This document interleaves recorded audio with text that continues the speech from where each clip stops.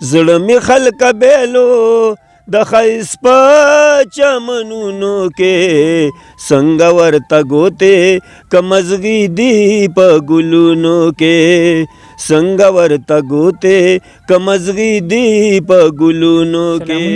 نیکی هیله احترامات مې ومني ملګرو شاهد مندوخیل یم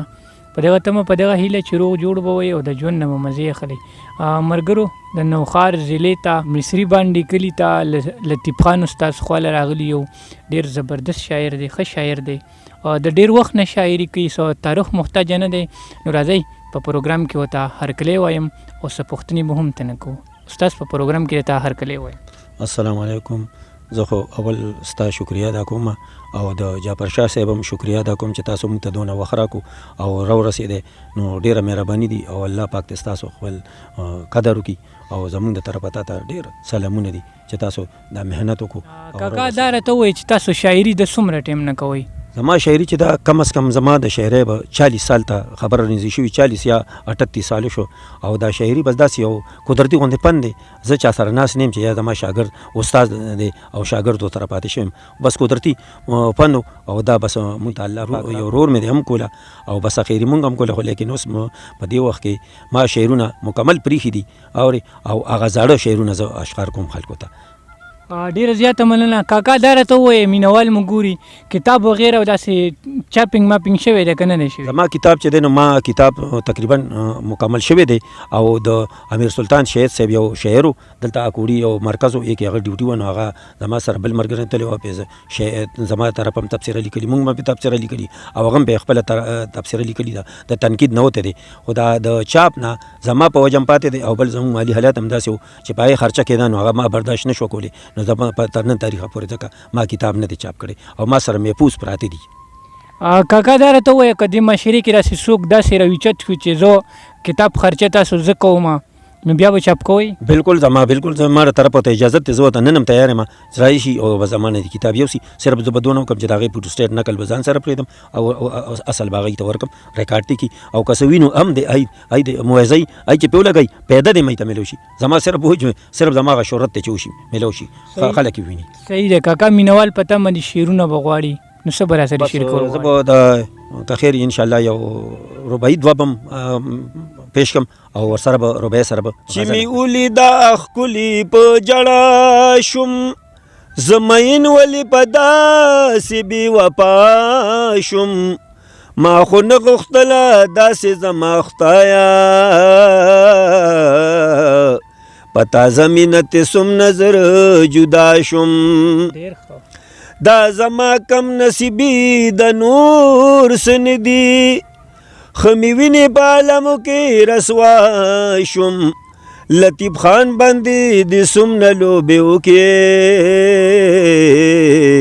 پردي سکې چې د خپلو د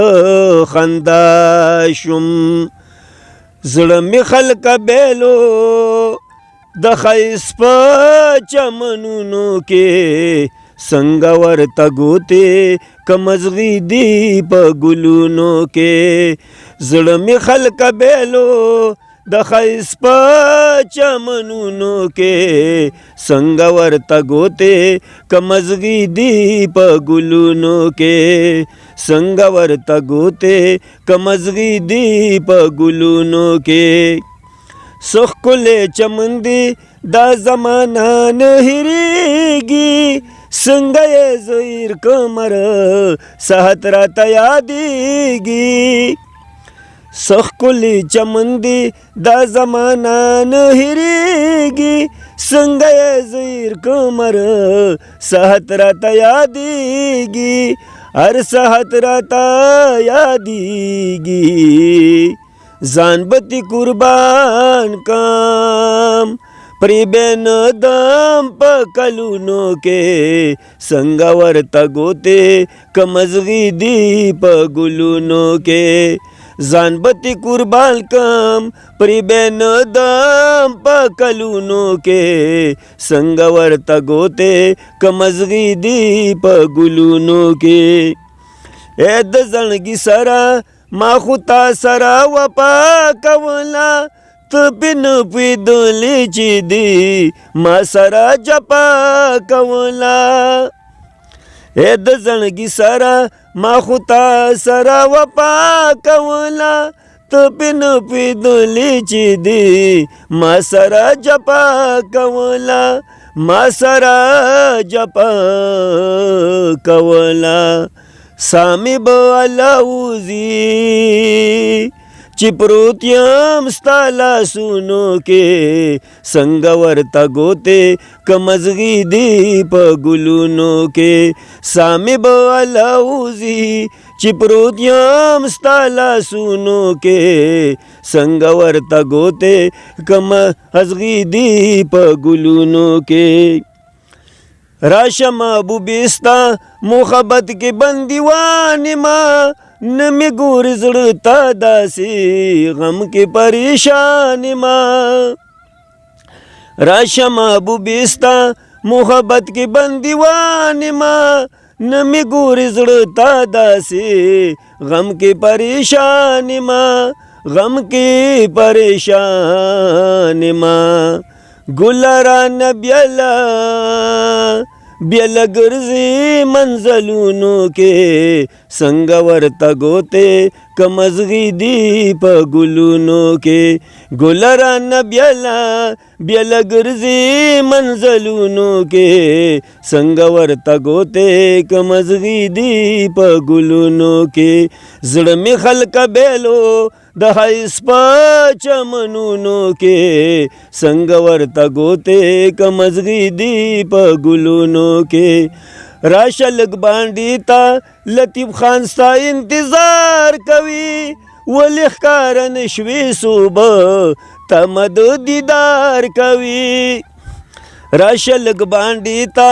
لطیف خان ستا انتظار کوي ولې ښکاره نشوې صوبه تمه د دیدار کوي تمه د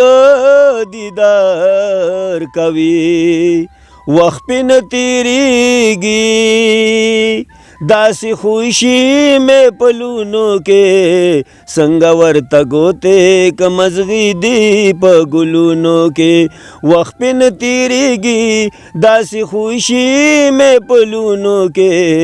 څنګه ورته ګوتې که مزغي دي په ګلونو کې که مزغي دي په ګلونو کې ډېر ښه لطیف خان استاد ډېر ښه ډېره زیاته مننه ستاسو